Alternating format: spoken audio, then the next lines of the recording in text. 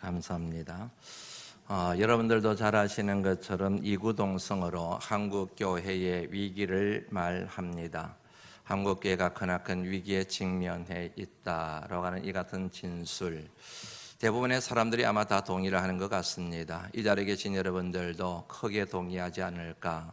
들려오는 사건과 그리고 사고에 대한 소문을 들을수록 한국교회가 큰일이 났구나, 아마 전적으로 동의를 하리라 여겨집니다. 그것은 저도 마찬가지입니다. 심각한 위기에 직면해 있습니다.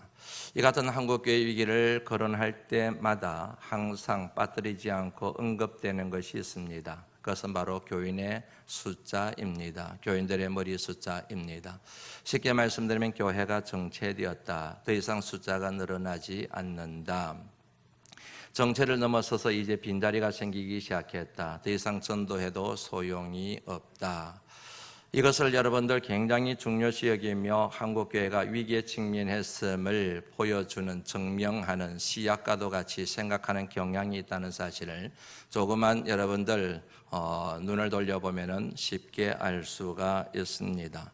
그런데 저는 그 같은 생각에 동의를 할 수가 없습니다. 한국교회가 갖고 있는 위기에 대해서는 동의를 하지만 숫자를 한국교회 위기를 증명하는 시약처럼 생각하는 것은 잘못된 진단이지 않는가 하는 그런 생각을 하게 된다는 말씀입니다. 물론 숫자 중요합니다. 숫자 변동이 심각한 하나의 정황으로 우리가 해석할 수 있는 측면이 있습니다. 다시 말씀드리면 숫자에 담겨있는 의미가 있습니다. 메시지가 있습니다. 뜻이 있습니다. 그러나 아무리 그렇다고 하더라도 지금 한국교회가 직면하고 있는 위기와 문제의 본질은 아니지 않는가라는 생각 때문에 그렇습니다. 조금만 생각해보면 알 수 있지 않을까 하는 생각이 듭니다. 사람들이 더 이상 교회에 오지를 않습니다. 잘 다니고 있던 사람들도 교회를 떠나고 있습니다. 교회를 떠난 사람들을 일러서 신종어가 생겼는데 그 단어가 가난교인이라 그렇게 얘기를 합니다. 가난교회를 다니고 있는 교인을 뜻하는 것이 아니라 가난이라는 말을 뒤집어서 읽게 되면은 안 나가, 이런 뜻을 가지고 있습니다. 하나님을 믿는다고 말합니다. 그런데 교회는 못 믿는다. 교회는 더 이상 가지 않겠다. 그렇게 말하는 일련의 성도들의 부류를 일러서 지칭하기를 가난 성도들이라, 그런 말이 생겼다는 얘기입니다. 더 이상 교회는 기대하지 않습니다. 교회 소망을 두지를 않습니다. 빈자리가 생길 수밖에 없습니다. 전도에도 소용이 없습니다. 아무리 물량 공세를 하고 그리고 티슈를 나눠주고 좋은 것들을 선물을 해도 교인 밖에 있는 사람들의 마음이 움직일 기미가 전혀 보이지를 않습니다. 그래서 위기라고 말하는 것입니다. 그런데 왜 그 같은 일이 일어나게 되었는가를 살펴볼 필요가 있습니다. 왜 교인들이 교회를 나갈까? 교회 밖에 있는 사람들에게 아무리 전도해도 왜 교회 안으로 들어오려고 생각들을 하지 않을까? 당신이나 잘 믿으시고 당신이나 천국 가시오. 이 같은 비아냥 섞인 반응이 되돌아올까?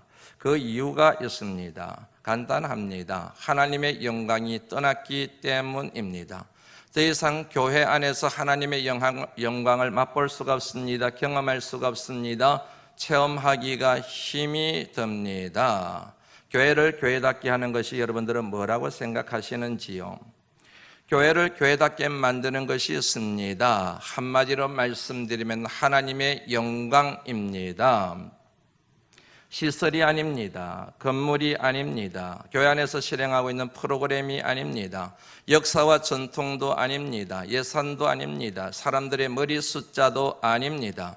물론 그와 같은 것들이 아무것도 아닌 것은 아니지만 결코 그와 같은 것들은 교회를 교회답게 만드는, 세상 그 어디에서도 경험할 수 없는 거룩한 능력을 체험하게 만드는 도구가 될 수 없다는 사실에 대해서는 여러분들이나 저나 다 동의하지 않습니까?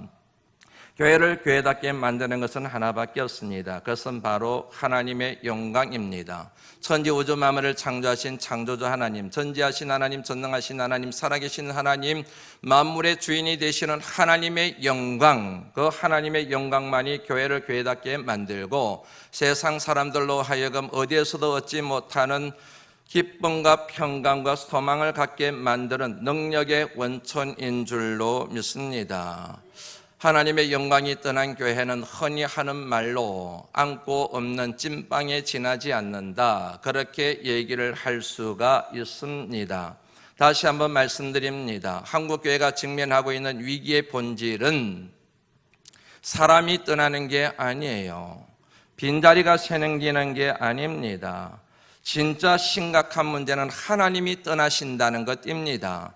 교회 안에서 하나님의 영광을 체험하기 힘들다는 것입니다. 교회 안에 하나님의 영광이 실종되었다는 것입니다. 사람들은 많은데, 수많은 프로그램들은 있는데, 굉장히 예배도 휘황찬란한 것 같은데 그 속에 면밀히 들여다보면 도저히 하나님이 그 가운데 임재하시다는 느낌이 들지를 않는 것, 이게 지금 한국교회가 직면하고 있는 문제의 본질이라 그렇게 말씀을 드릴 수가 있습니다. 그러기에 해법도 빈자리를 채우는 것에 있는 것이 아니라 잃어버린 하나님의 영광을 회복하는 것에 있으며 하나님의 영광을 채우는 데 있다는 사실을 저와 여러분들이 자각하는 것이 매우 중요한 시점인 줄로 믿습니다. 잃어버린 하나님의 영광을 채우게 되면 빈자리는 저절로 채워진다는 것이 성경을 통하여 우리에게 가르치는 하나님의 가르침입니다. 초대교회는 여러분, 주께서 구원받는 사람을 날마다 더하게 하시는 교회였습니다. 전도 때문에 이러저런 사역 때문에 주께서 구원받는 사람을 더하게 하신 것이 아니라 그 교회 안에 넘쳐났던 하나님의 영광 때문에 하나님께서 그 교회를 신뢰하여 주가는 수많은 영혼들을 초대교회에 맡긴 것을 우리가 기억할진데, 빈자리를 채우는 것보다 잃어버린 하나님의 영광을 채우는 것이 오늘 이 시대 교회가 문제를 풀어가는 관건이라는 사실 마음에 새겨야 할 줄로 믿습니다. 그러면 빈자리는 저절로 채워집니다. 더 정확하게 말씀드리면 하나님께서 구원받는 사람을 날마다 더하게 만드시는 은혜를 우리가 목도하게 될 줄로 믿습니다. 낙동강변에서 자랐습니다. 하류였습니다.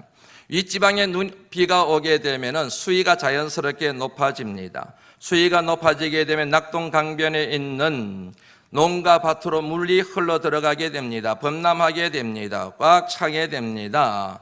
시간이 지나고 어느 정도 물이 빠지고 난 뒤에 동네 주민들이 소쿠리 하나씩을 들고 다 물이 범람했던 논밭으로 뛰어갑니다. 그곳에 가면 여러분 놀라운 광경이 눈앞에 펼쳐지고 있어요.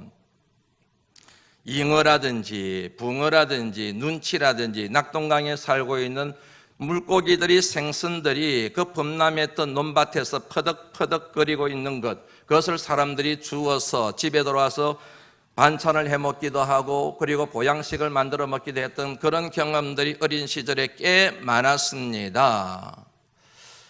평소에는 볼 수가 없습니다. 그런데 범람하기만 하면 그 같은 일이 생겨요. 왜 그런지 이해가 되시죠? 낙동강 물의 수위가 높아지면서 물이 범람하면서 그 물길을 따라서 물고기들이 논밭으로 흘러 들어온 거예요. 물이 빠지면서 나가지를 못한 겁니다. 그래서 죽게 되었다는 그런 얘기이지요. 교회 안에 하나님의 영광을 회복합니다. 하나님의 영광이 충만하게 됩니다. 그 영광이 천지사방으로 퍼져나가게 됩니다. 펼쳐지게 됩니다. 그러면 그 영광을 보고 수많은 사람들이 하나님의 품으로 파고드는 그런 구원의 역사가 일어나게 된다는 그런 이야기입니다. 최근에 몇 영화가 히트를 치고 있습니다. 그 가운데서 많은 사람들이 의아해하게 여기는 흥행가도를 달리고 있는 영화가 하나 있습니다. 그게 부산행이라고 하는 영화입니다. 많은 문학자들이 그리고 사회학자들이 아니 어떻게 부산행이라고 하는 영화가 이렇게 흥행 천만에 가까운 그런 인기몰이를 할 수 있을까? 그 이유가 도대체 뭔가? 보신 분들이 아마 계실 겁니다. 이 영화는 좀비에 대한 영화입니다. 좀비는 쉽게 말씀드리면은 죽었던 시체가 살아난 것을 일러서 좀비라고 그렇게 얘기합니다. 우리식으로 쉽게 말하면은 귀신 영화입니다. 대부분 뭐냐면 이때까지 우리나라 사람들이 귀신에 대하여 터부시하는 경향이 있었기 때문에 이런 영화를 싫어했습니다. 무서워했습니다. 그런데 희한하게도 2016년 여름 이 부산행이라고 하는 영화가 상영되어졌을 때 사람들이 열광적으로 호응하기 시작했습니다. 그래야 1000만에 가까운 사람들이 모여들기 시작했습니다. 학자들이 생각합니다. 도대체 이유가 뭔가? 어떻게 해서 이 같은 귀신 영화가 이렇게 인기몰이를 할 수가 있는가? 여러 학자들에 의해서 분석되어진 글들을 읽어보았습니다. 그 중에 하나가 이렇습니다. 모든 사람들에게는 초자연적인 존재에 대한 깊은 관심이 있다는 겁니다.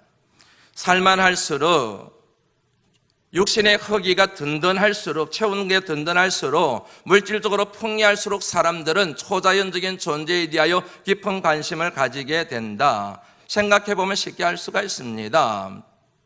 배고픈 시절에는 잘 모릅니다. 그런데 배고프지 않고 배가 부른 시절에는 모든 게 만족스럽습니다. 그거면 될 줄 알았습니다. 그런데 채워지지 않는 허기가 있습니다. 정신의 허기가 있습니다. 영혼의 허기가 있습니다. 이거의 전부가 아니라는 느낌을 받기 시작합니다. 그래야 본능적으로 초자연적인 존재에 대한 관심을 갖게 되고 결국 인간의 힘으로 아무것도 할 수 없다는 사실을 깨닫게 되고 심지어는 인간의 종말에 대한 생각을 자연스럽게 하게 되면서 이 같은 귀신 영화에 사람들이 열광하게 되었다. 이런 식으로 얘기하는 분석의 글이 마음에 많이 와닿았습니다. 저와 여러분들이 살아가고 있는 시대가 살만한 시대가 되었습니다. 먹고 살만한 시대가 되었습니다. 오히려 너무 살이 쪄서 그 살을 빼는 것을 걱정해야 될 시대를 살아가고 있습니다. 그런데 그것면 될 줄 알았는데 부족한 게 생겼습니다. 영이 만족스럽지 못합니다. 정신이 만족스럽지 못합니다. 끊임없이 허기에 시달리고 있습니다. 자연스럽게 사람들은 초자연적인 존재를 만나고 싶어 합니다. 마찬가지입니다. 교회에 대해서도 마찬가지입니다. 교회만이 가지고 있는 하나님의 존재를 만나고 싶습니다. 초자연적인 하나님의 실제를 경험하고 싶습니다. 그 하나님이 살아계시다는 확정을 받고 싶습니다. 교회 안에 들어가서 예배를 드리면서 말씀을 들으면서 기도하면서 하나님은 살아계시는구나. 내 인생을 이분에게 맡겨도 좋겠구나. 이것을 찾고 싶은데 교회 안에 가봤더니 교회 밖에 다른 사회복지기관이나 다를 바가 없는 거예요. 뭔가 달라야 되는데 다른 곳에서는 얻지 못하는 뭔가를 얻어야 되는데 정신적인 영적인 쉼을 얻어야 되는데 교회 안에서 얻을 게 하나도 없는 거예요. 교회를 떠나는 거예요.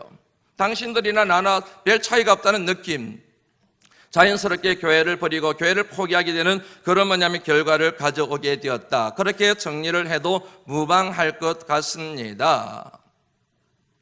빈자리를 채우는 것보다 하나님의 영광을 채우는 데 집중하는 교회, 우리 바람반석교회가 갖고 있는 모토 중에 하나입니다. 사랑하는 성도 여러분, 우리 바람반석교회는 빈자리를 채우는 교회가 아니라 하나님의 영광을 채우는 데 집중하는 교회가 되어야 할 줄로 믿습니다. 빈자리가 생기는 것에 대한 두려움이 아니라 하나님이 떠나는 것에 대하여 두려움을 가져야 될 줄로 믿습니다. 그 같은 여러분 생각을 가지고 우리가 하나님의 영광을 채우기 위하여 집중할 때 우리 바람반석교회가 우리가 구호로 내걸고 있는 하나님의 자부심이 되는 그 같은 능력이 있는 교회가 될 줄로 믿습니다. 어떻게 하면 하나님의 영광을 회복할 수 있을까? 어떻게 하면 하나님의 영광을 채울 수가 있을까? 성경에 수많은 방법들이 나오지만 성경에서 하나님이 말씀을 통하여 가장 집중적으로 저와 여러분들에게 요구하고 있는 것이 하나 있습니다. 그것이 바로 찬양입니다. 찬송입니다. 하나님의 성을 높여드리고 그리고 선언하고 칭찬하는 것 바로 찬양입니다. 왜냐하면 찬양은 하나님의 영광을 선포하게 하기 위하여 하나님이 정하신 하나님 자신의 방식이기 때문에 그렇습니다. 잘 정리하셔야 됩니다. 찬양은 하나님의 사람들로 하여금 하나님의 영광을 선포하도록 하나님 자신이 정하신 하나님의 방식이기 때문에 우리가 찬양하게 되면 하나님의 영광이 충만케 되는 역사가 일어나게 된다는 그런 말씀입니다. 이 백성은 내가 나를 위하여 지었나니 나를 찬송하게 하려 함이라. 이사야 43장 21절에 나오는 말씀입니다. 하나님께서 왜 저와 여러분들을 지으셨습니까? 찬양하게 하기 위해서. 하나님께서 왜 교회를 지으셨습니까? 하나님의 거룩한 성호를 만방에 선포하는 그 같은 사명을 감당하게 하기 위하여. 그러므로 누구든지 찬양의 영에 사로잡혀 찬양 충만하게 되면 그 가운데 임재하신 하나님의 영광으로 충만케 되는 그와 같은 축복이 임하게 될 줄로 믿습니다. 우리 바라만스교회 안에 찬양이 충만하게 되면 그 찬양으로 인하여 우리 바라만스교회 안에 하나님의 영광이 채워지는 거룩한 역사가 일어나게 될 줄 믿으시기를 주의 이름으로 축원합니다. 잘 아시겠지만 찬양이라고 해서 다 같은 찬양은 아닙니다. 같은 시간, 같은 장소에서 같은 찬양을 불러도 어떤 찬양은 하나님의 영광이 됩니다. 그런데 같은 시간, 같은 장소에서 같은 찬양을 불러도 어떤 사람의 찬양은 하나님의 영광이 되지를 못합니다. 여러분들이 찬양 부를 때마다 심각하게 진지하게 여러분의 자신의 찬양의 자세를 한 번쯤은 짚고 넘어갈 필요가 있습니다. 진단할 필요가 있습니다. 지난 주일날 우리는 고넬료에 대해서 함께 생각을 나누었습니다. 고넬료가 그의 가족들과 그의 친척들을 다 불러 모아놓고 베드로의 설교를 듣는 중에 성령이 임재했습니다. 왜요? 여러 가지 이유가 있지만 가장 중요한 이유 중에 하나가 말씀 듣는 태도 때문이었습니다. 두 가지 태도에 대해서 함께 생각을 나눴습니다. 하나는 뭐냐면 몸의 태도였습니다. 베드로가 도착을 했을 때 고넬료가 엎드려 절을 했습니다. 상상도 할 수 없는 일입니다. 일어나기가 결코 쉽지 않은 일입니다. 고넬료는 로마 군대의 백부장이었습니다. 군인 중에 군인이었습니다. 군인이 여러분 함부로 손을 들면 안 됩니다. 격려하는 것 외에는 여러분 손을 들면 안 돼요. 군인이 함부로 절을 하면 안 됩니다. 무릎 꿇으면 안 됩니다. 군인의 생명이 바로 그 같은 것에 달려있기 때문에 그렇습니다. 그런데 여러분 군인 중에 군인이라고 할 수 있는 고넬료가 베드로 앞에 넙죽 절을 했습니다. 왜요? 말씀 때문에. 그만큼 그의 몸의 태도를 낮췄습니다. 자세를 낮췄음을 알 수가 있습니다. 몸의 태도만 낮춘 게 아닙니다. 마음의 태도도 역시 낮추었습니다. 베드로가 설교를 시작할 때 그가 이렇게 얘기합니다. 사도행전 10장 33절 말씀 같이 한번 읽어볼까요? 시작.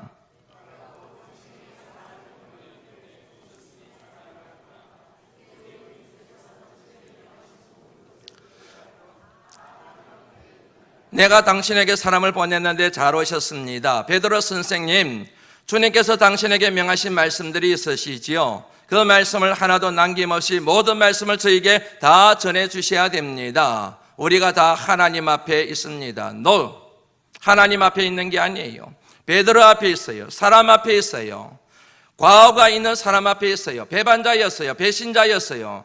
그럼에도 불구하고 베드로 앞에 있습니다. 사람 앞에 있습니다. 그러지 않고 하나님 앞에 있습니다. 그리 얘기를 하고 있습니다. 당신이 본 것을 우리에게 말씀해 주십시오. 당신이 3년 동안 예수님으로부터 들었던 그 가르침을 우리에게 선언하십시오가 아닙니다. 당신이 이곳으로 파송을 될 때에 하나님께서 당신에게 주신 말씀이 있을 겁니다. 그 말씀을 우리에게 들려주셔야 됩니다. 다 말씀하셔야 됩니다. 제한하시면 안 됩니다. 가감하시면 안 됩니다. 절제하시면 안 됩니다. 우리 눈치 보시면 안 됩니다. 우리 기분 생각하시면 안 됩니다. 어떤 말씀이든지 간에 하나님께서 당신에게 주신 말씀은 우리의 심령 골수를 쫄래게는 말씀이라 할지라도 다 말씀하셔야 됩니다. 마음의 자세를 낮추는 거예요. 마음의 태도를 낮추는 거예요. 여기에서 여러분 우리는 고넬료가 말씀 앞에 마음의 태도와 몸의 태도를 낮추고 있다는 사실을 알 수가 있습니다. 이것을 일러서 뭐라고 얘기하는지 아시죠? 진정한 겸손이라고 얘기하는 거예요. 목회를 하다 보면 여러분 겸손한 사람들이 있어요. 몸의 자세를 낮추고 몸의 태도를 낮추는 분이 있습니다. 그런데 속은 그렇지를 않아요. 그런 사람은 여러분 기만하는 거예요. 속이는 거예요. 마음의 태도는 낮출 줄 압니다. 그러나 몸의 태도를 낮추지 못합니다. 그 같은 여러분 겸손은 절반의 겸손이라 그렇게 말해도 전혀 틀리지가 않습니다. 하나님의 은혜를 공급받을 수 있는 온전한 겸손은 마음의 태도와 몸의 태도가 온전하게 낮추어질 때, 그리고 겸손할 때 진정한 겸손이라 말할 수가 있고, 그런 자에게 하나님의 거룩한 성령이 임재하는 은혜가 임하게 될 줄로 믿습니다. 이처럼 여러분 고넬료가 베드로를 만나서 말씀을 듣기 전에 주의 사자가 먼저 고넬료를 찾아와요. 그리고 고넬료를 향하여 이렇게 말씀 전한 것을 여러분들 기억하시죠? 사도행전 10장 4절 말씀입니다. 같이 한번 읽어봅니다. 시작.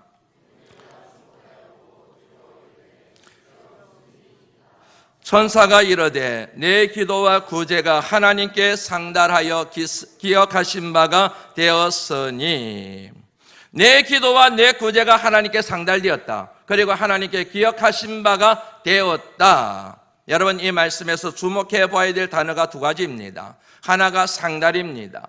또 다른 하나가 기억하신 바가 되었다는 것입니다. 상달의 반대말이 있습니다. 미달입니다. 기억하신 바가 되었다는 말의 반대말이 있습니다. 기억하지 못하신다 하는 말입니다. 고넬료의 기도가, 고넬료의 구제가 하나님께 기억하신 바 되었습니다. 상달되었습니다. 미달되지 않았습니다. 하나님이 기억하지 못하는 것이 되지 않았습니다. 하나님이 다 기억하시는 것이 되었습니다.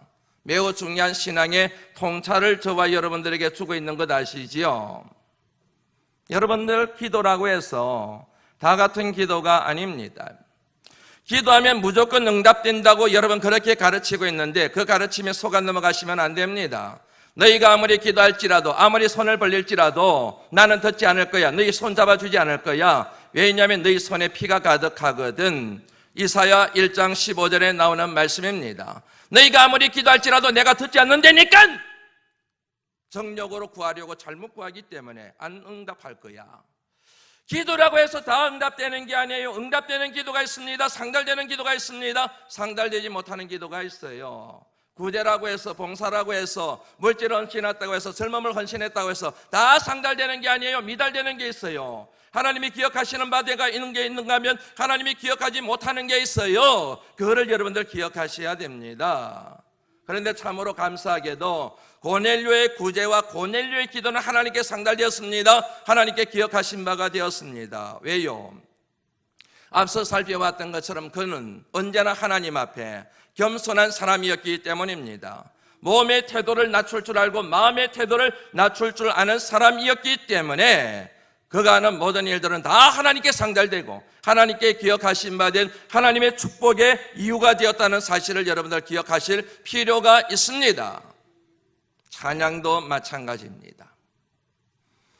찬양을 부른다고 해서 여러분 다 하나님께 상달되는 건 아니에요. 찬양의 이 능력을 여러분들 믿으시고 찬양을 부르셔도 다 하나님이 기억하신 바 된 찬양이 된다고 여러분 착각하지 마세요. 같은 시간, 같은 장소에서 같은 찬양을 불러도 어떤 찬양은 하나님의 영광이 되는가 하면 어떤 찬양은 하나님의 영광이 되지를 못합니다. 겸손하셔야 됩니다.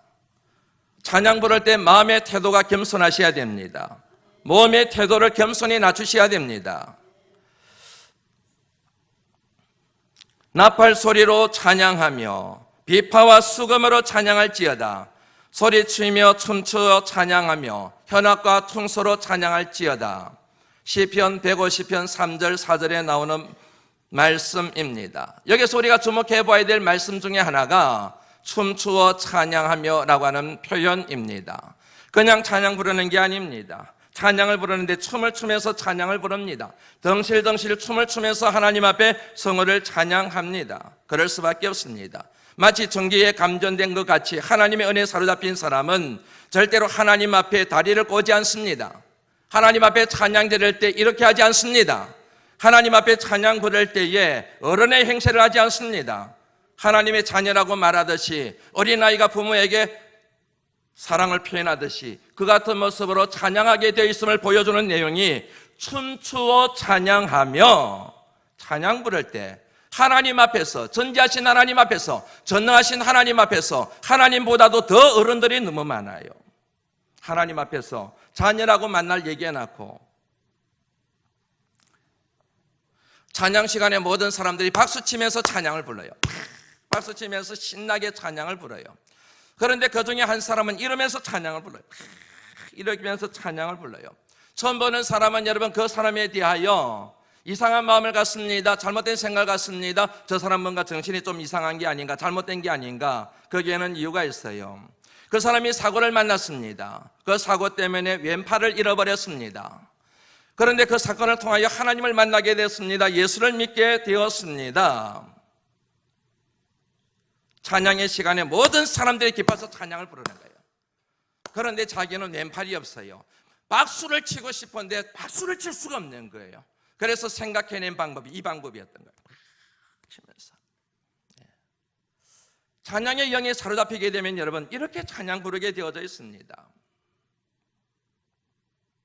오늘 본문 말씀에 보면은 시편 150편 말씀에 보면 소리라는 말이 나옵니다. 여러분 찬양 부를 때 입안에서 웅얼거리시면 안 됩니다. 립싱크 하시면 안 됩니다. 앞에서 다 보여요. 미안한 얘기지만 묻어가는 분들이 참 많아요. 그러시면 안 됩니다. 찬양 부를 때는 소리내어 찬양하셔야 됩니다. 소리내어 찬양하라 그러지 않았습니까? 여러분들에게 여러분 립싱크 할 정도의 은혜밖에 여러분들에게 없는 것은 아니지 않습니까? 소리내며 찬양하실 수 있기를 주의 이름으로 축원합니다. 지난주에 연세 드신 분들 두 가정을 신방을 했습니다. 오상주 집사님 입원해 계시는 병원에 신방을 갔습니다. 그분이 신앙생활 하신 지는 그렇게 오래되지 않았습니다. 연세가 많이 드셔서 신앙생활 하기 시작하셨습니다. 그런데 오 집사님 요양병원에 입원해 계시는데 그 집사님만 만나고 오면 너무너무 많은 은혜를 받고 와요. 어제도 이번에도 마찬가지였습니다. 가서 집사님한테 제가 꼭 부탁드리는 게 있습니다. 집사님 한번 찬양 부르시겠습니까? 563장 예수 사랑하심을 부르시겠습니까? 집사님 잊어버린 것 아니시죠? 목사님 그거는 절대로 못 잊어버리지요. 그러면서 예수 사랑하심은 1절부터 4절까지 찬양을 부르는데 그 찬양 가운데 임재하신 하나님의 영광이 마음으로 느껴져서 얼마나 여러분 큰 은혜를 받고 돌아오는지 몰라요. 모태신앙이고 평생을 목회하며 신앙의 길을 걸어온 저자를 고병호를 얼마나 부끄럽게 만드는 능력 있는 찬양인지 몰라요. 엄창호 집사님 그리고 김영로 집사님 양가 어머님이 같은 병원에 입원해 계세요. 요양병원에 입원해 계십니다. 신방 갈 때마다 느끼는데 지난주 중에도 신방을 갔다 오면서 동일하게 느꼈습니다. 힘이 없으시게 병상에 가만히 누워 계시는데 찬양만 부르기 시작하면은 힘차게 용을 써가면서 아니 그 세월에 뭐냐면 어떻게 이 찬양을 다 기억하고 있을까라는 생각이 들 정도로 저희가 찬양을 안내하는 것마다 찬양을 부르시는데 얼마나 좋은지 몰라요. 함께 가는 우리 차전도사님이 종종 그러세요. 나는 이런 데 안 왔으면 좋겠다. 그럴 때마다 제가 한마디씩 해요. 이런 데 올 각오해야 된다고 얘기를 해요. 저도 그런 각오하고 있습니다. 안 되면 요양병원에 사는 거지요. 그러다가 주님 천국 가면 되는 거지요. 이 땅에서 요양병원에서 평온히 안 살 것 잠깐 머무르는 것인데 거기에 대해서 불편한 마음을 가질 필요가 전혀 없습니다. 그런데 그 뭐냐면은 분들을 보면서 그 권사님들과 집사님을 보면서 나도 요양병원에 만약에 하나 입원하게 된다면 이 같은 모습으로 내가 신앙생활을 유지해야지. 찬양 불러야지. 소리내어 찬양 부려야지. 미리부터 연습해야지. 훈련해야지. 그 마음을 갖고 돌아오게 되거든요. 찬양의 은혜가 넘치게 되면 손을 들고 부를 수가 있습니다. 벌떡 일어나서 찬양을 부를 수가 있습니다. 박수치며 찬양을 부를 수가 있습니다. 몸의 태도가 중요하다는 얘기입니다. 전에 섬기던 교회에서 음악 목사님이 계셨습니다. 30살에 그분을 만났습니다. 함께 찬양을 부르는데 이분이 갑자기 자리에서 벌떡 일어나시는 거예요. 그러면서 찬양을 부르는데 눈물을 흘리면서 찬양을 부르는데 제가 얼마나 충격을 받았는지 모릅니다. 사랑하는 성도 여러분, 찬양 부를 때마다 몸의 태도를 결정하시기를 주의 이름으로 축원합니다. 한 가지만 더 부탁드립니다. 다른 사람의 찬양에 대하여 딴지 걸지 마세요. 내가 박수치지 못한다고 해서 박수치는 것에 대하여 뒤에서 수근거리지 마세요. 내가 손을 높이 들고 찬양하지 못한다고 해서 손 들고 찬양하는 것에 대하여 군소리 하시면 안 됩니다. 춤추며 찬양하는 것에 대하여 엉뚱한 말씀하시면 안 됩니다. 그분은 은혜를 받고 그렇게 찬양을 부르는 거예요. 그러지 못하는 나에 대해서 속상해야 되는 것이지 그렇게 여러분 몸의 태도를 정하여 찬양하는 것에 대하여 이렇게 저렇게 말을 거는 것은 옳지가 않습니다. 하나님이 기뻐하시는 것이 아닙니다. 조용히 찬양 부르는 것에 대해서도 딴지 거시면 안 됩니다. 그분 나름대로의 찬양의 방식이기 때문에 그렇습니다. 이 같은 여러분 몸의 태도를 결정하는 굉장히 중요한 이유가 있습니다. 그것은 바로 마음의 태도입니다. 마음의 태도가 결정되면은 몸의 태도가 저절로 나오게 되어 있는 원리를 여러분들 아시는지요? 복에 그는 강림하사. 이 찬양 한번 부르고 넘어갈까요? 복에 그는 강림하사 찬송하게 하소서. 한량없이 자비하심 청량할 길 없도다. 천사들의 찬송가를 내게 가르치소서. 구속하신 그 사랑을 항상 천사들의 찬송가를 내게 가르치소서. 천사들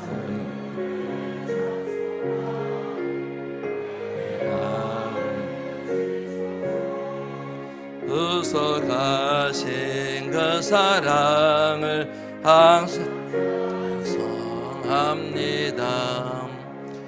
아멘. 여러분, 이 찬양 가사에서 오늘 오전에 우리가 불렀던 찬양이지 않습니까? 항상 찬양합니다, 항상 찬송합니다. 이 내용이 너무 좋습니다.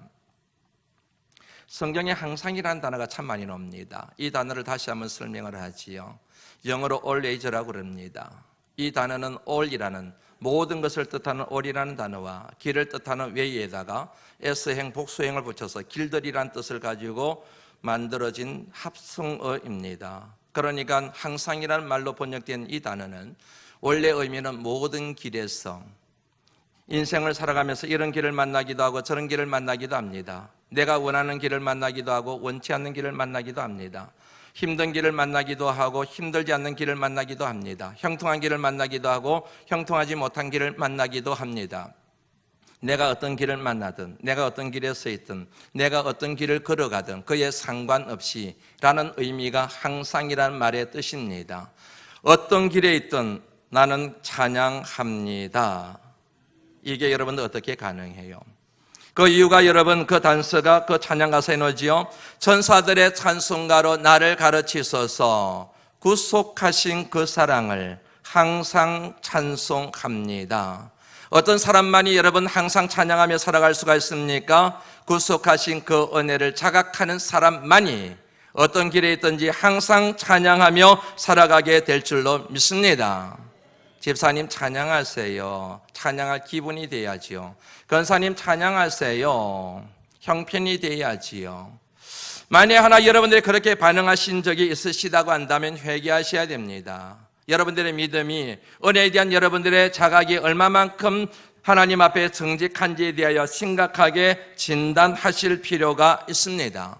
우리가 구속하신 그 사랑을 깨닫게 되면 언제나 항상 어떤 형편에 있든지 찬양할 수가 있기 때문에 그렇습니다. 희윈 여사라는 사람이 있었습니다. 청소년 사역의 비전을 가지고 수많은 청소년들에게 복음을 전한 아름다운 마음을 가진 부인이었습니다. 그러던 어느 날 문제 청소년을 지도하다가 그 청소년이 이 희윈 여사에게 스레트를 가지고 내리쳤습니다. 큰 사고가 일어났습니다. 그로 인해서 희인 여사가 척추에 손상을 입었습니다. 상반신이 썩고 붕대를 했습니다. 대소변을 받아내는 그런 큰 부상을 입었습니다. 원수를 은혜로 갚기 위하여 나름대로 알고 믿었던 말씀을 적용해서 이겨내려고 몸부림쳤습니다. 실패했습니다. 되지 않았습니다. 속에서 원망과 저주가 끊임없이 터져나왔습니다. 그 아이에 대한 저주하는 마음이 마음속에서 항상 들끓었습니다. 그 좋던 믿음도 잃어버렸습니다. 그러던 어느 날 봄날 병상에 병상에 누워 있는데 흑인 청소부 여자가 병원을 청소하면서 찬양을 입으로 응을응을 거리면서 찬양하는 모습이 눈에 들어왔습니다. 얼굴이 그렇게 환하고 밝을 수가 없습니다. 은근히 마음이 불편했습니다. 그래서 한마디 톡 쏘아주었습니다. 흑인 청소부 주제에 뭐가 좋아서 그렇게 찬양을 흥얼거리냐고 그렇게 한마디 쏘아주었습니다. 그랬더니 이 흑인 여자 청소부가 더욱더 생글거리면서 희윈 여사에게 이렇게 말했다고 합니다. 나에게 닥친 환경과 처지를 찬양할 수 있도록 하나님께서 내게 힘을 주셨으니 감사할 수밖에요. 그 얘기를 듣는 순간 희인 여사가 큰 충격을 받게 됩니다. 자신의 신앙의 나약함을 깨닫게 됩니다. 그 여인에 비해서 가진 것이 너무 많은데 비하여 너무너무 원망하고 불평하고 세상을 저주하며 살은 것에 대하여 깊은 죄책감을 느끼게 되어 하나님 앞에 회개하게 되고 하나님이 주신 은혜와 영감을 찬양시로 표현하게 되는데, 이 같은 배경하에서 나온 찬양이 바로 주 안에 있는 나에게 딴 근심 있으랴 라고 하는 찬양 가사입니다. 이 찬양이 저절로 만들어진 것이 아니라 이 같은 배경하에 만들어진 것을 염두에 두시고 이 찬양을 한번 부르고 넘어갔으면 좋겠습니다. 시간이 걸리더라도 한번 부르고 넘어가지요. 370장입니다.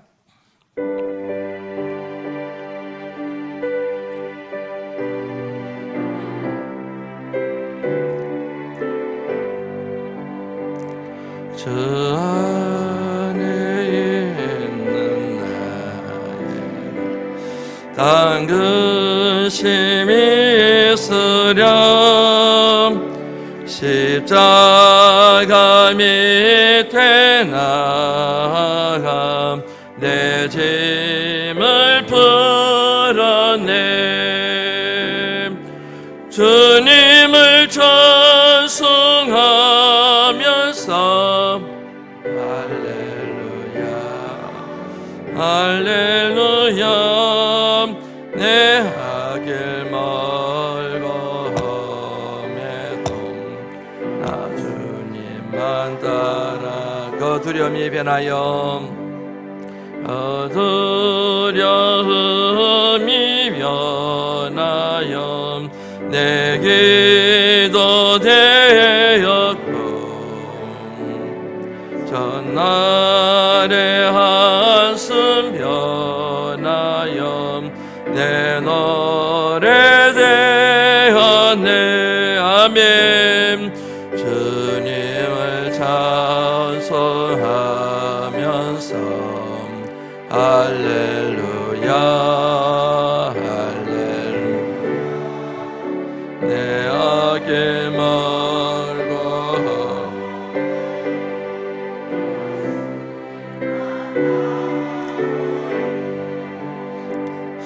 내 주는 자비하셔서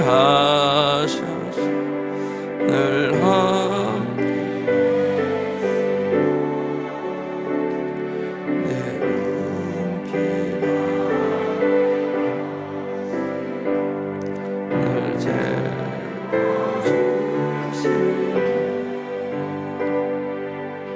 주님을 찬송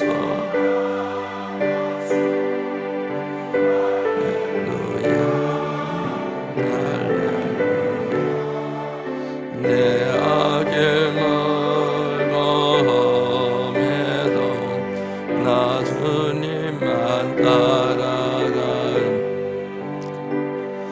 내 주와 맺은 언약은 영원하시니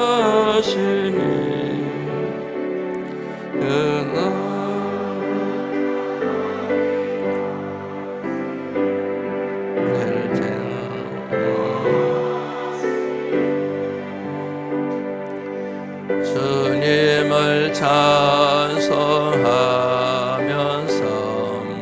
할렐루야 할렐루야 내 하길 험해도 나 주님만. 우리 앞길이 멀고 험합니다. 그럼에도 불구하고 찬양하며 주님의 길을 걸어갑니다. 주님만 따라갑니다. 주님을 따라가는 것이 아니라 주님만 따라갑니다. 구속의 은혜 때문에 그렇습니다. 사랑하는 성도 여러분이 심령 속에 우리를 구속하신 그 하나님의 은혜를 회복하는 순간 저와 여러분들의 심령 속에 놀라운 찬양의 역사가 일어나게 될 줄로 믿습니다. 시간이 지났지만 한 가지만 더 생각해 보려고 합니다. 그것은 찬양의 능력에 대한 것입니다. 찬양을 부르면 찬양의 능력이 나타나는 줄 믿습니다. 표적이 나타납니다. 기적이 나타납니다. 모든 문제가 다 풀어질 줄로 믿습니다. 찬양 그 자체 때문이 아니라 찬양 가운데 임재하신 하나님의 영광 때문입니다. 바울과 실라가 잡혔습니다. 그들을 잡은 사람들이 그들의 모든 옷을 벗겼습니다. 그리고 수없이 매를 때렸습니다. 발에 착고를 채우고 감옥 깊은 곳에 가두었습니다. 간수들로 하여금 그들을 지키게 만들었습니다. 그들이 그 같은 형편에서 무엇을 했는지 어떻게 했는지 사도행전 16장 25절 말씀 같이 한번 읽어봅니다. 시작.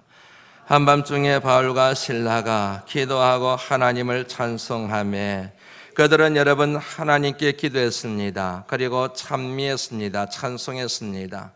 여기서 우리가 주목해 보아야 될 단어가 하나 있습니다. 그것은 한밤중에라고 하는 단어입니다. 왜 한밤중에 일어났을까? 왜 그들은 그 시간에 잠을 자지 않았을까? 제 생각입니다. 이유는 간단합니다. 낮에 매를 너무 맞았기 때문입니다. 상처가 쓰리고 아파서 잠을 이룰 수가 없었습니다. 죽음에 대한 두려움 때문이 아닙니다. 내일에 대한 불안 때문에 한밤중에 일어난 것이 아닙니다. 낮에 너무 심하게 매를 맞아서 아파서 잠을 이룰 수가 없었던 것입니다. 그런 상황에서 그들이 일어나서 했던 것은 하나님께 기도하고 하나님을 찬미하는 것이었습니다. 어떤 결과가 일어났는지 한번 읽어볼까요? 사도행전 16장 26절 말씀입니다. 읽어봅니다. 시작. 이에 갑자기 큰 지진이 나서 옥토가 움직이고 문이 다 열리며 모든 사람의 매인 것이 다 벗어진지라. 다 벗어졌습니다. 다 해결되어졌습니다. 이 같은 여러분 말씀을 전하면서 여러분 찬양하십시오. 힘들어도 찬양하십시오. 아파도 찬양하십시오. 이렇게 여러분들에게 막 강한 의조로 제가 열변을 토하면서 말씀을 전하는 이게 여러분들은 이유가 뭐라고 생각하십니까? 바로 이 같은 찬양의 능력 때문에 그런 것이지 않겠습니까? 저는 여러분들을 볼 때마다 불쌍하여 견딜 수가 없습니다. 먹을 것이 없어서 그런 게 아닙니다. 입을 것이 없어서 그런 게 아닙니다. 그런 것으로 치자면 여러분들 부족한 것 하나도 없습니다. 그럼에도 불구하고 불쌍해서 견딜 수가 없습니다. 여러분들의 영혼이 불쌍하여 견딜 수가 없습니다. 이 험한 시대를 먹는 것, 입는 것, 마시는 것 돈이 다 아닌데 왜 저처럼 살까 하는 아픔 때문에 견딜 수가 없습니다. 그리하여 제가 여러분 의조가 강하고 톤이 강한 메시지를 전하게 되는 것 같습니다. 사랑하는 성도 여러분, 찬양을 회복하시기를 주의 이름으로 축원합니다.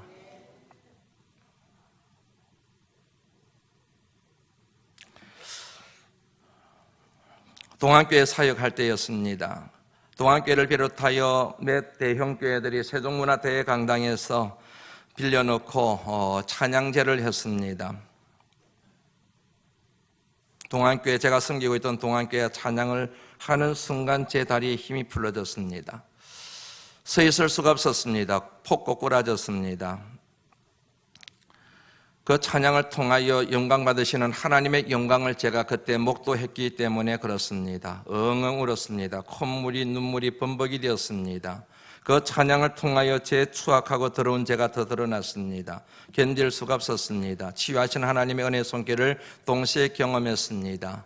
그 시간이 제게는 평생 잊을 수 없는 감격의 간증으로 그렇게 머릿속에, 제 영혼 속에 기록이 되어져 있습니다. 그 찬양대가 15번 찬양을 하기 위해서 4개월을 준비를 했습니다. 4개월 동안 연습했습니다. 4개월 동안 기도했습니다. 4개월 동안 세미나했습니다. 중보 기도를 끊이지 않았습니다. 그 찬양대가 주일 예배 드릴 때는 그런 은혜를 받지 않았는데 그 순간만큼은 그렇게 찬양의 은혜를 받은 중요한 이유가 거기에 있다는 사실을 제가 알고 있습니다. 그 같은 중요한 차이점을 보여주는 말씀이 오늘 시편 98편 1절 말씀에 나옵니다. 새 노래로 여호와께 찬송하라. 어제의 노래가 아닙니다. 과거의 노래가 아닙니다. 옛날 노래가 아닙니다. 곡을 다시 짓고 시를 다시 지으라는 의미가 아닙니다. 어제와는 다른 태도, 어제와는 다른 자세, 어제와는 다른 믿음의 고백, 어제와는 다른 믿음의 태도를 가지고 신앙 고백을 가지고 찬양할 것을 하나님이 저와 여러분들에게 요구하고 계시는 말씀이 새 노래로 여호와께 찬송하라 하는 이 말씀 속에 담겨져 있습니다. 여러분들이 찬양을 볼 때마다 속이 상할 때가 많습니다. 어떤 분의 찬양을 볼 때는 힘이 나고 찬양의 능력과 은혜를 체험하는 분이 부럽기도 할 때가 있습니다. 여러분들 오늘 이 주신 말씀을 마음에 잘 새기시기를 바랍니다. 새 노래로 하나님께 찬양하는 믿음의 성도들로 거듭나시기를 주의 이름으로 축원합니다. 그 작은 자가 천명을 이루겠고 그 약한 자가 강국을 이룰 것이라. 때가 되면 나 여호와가 속히 이루리라. 우리 바람반석교회가 찬양의 강국이 되기를 원합니다. 이 자리에 계신 여러분들과 제가 찬양의 강자가 되기를 진심으로 소망합니다. 그리할 때 우리 바람반석교회는 하나님의 영광으로 채워질 것이고 그 영광의 물길을 따라서 주가는 수많은 영혼들, 방황하는 영혼들이 주의 품으로 파고드는 축복의 통로가 될 줄로 믿습니다. 찬양 회복하세요. 제발 찬양 회복하세요. 예배 드릴 때 찬양을 근성으로 부르지 마세요. 생명과 혼을 불어넣는 심령으로 찬양하여 찬양의 찬양의 증인들이 다 되시기를 주의 이름으로 축원합니다. 기도합니다. 감사합니다.